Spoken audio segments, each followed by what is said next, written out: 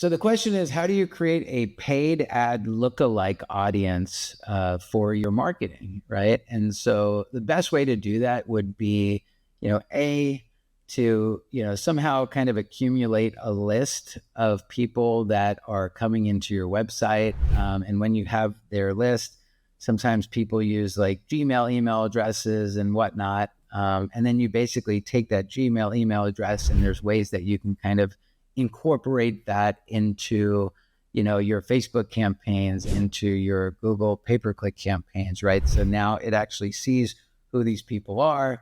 They might see their Facebook people, who they follow, what they like, what are their interests, right? And so as a result, I'm kind of oversimplifying this, right? It's a little bit more complicated than this, but I think the more money that you're actually spending to start to generate an audience, the more data that you collect. And then with that data, you can tell Google and you can tell Facebook and you can tell Instagram that, hey, I want to target more people that are like this, right?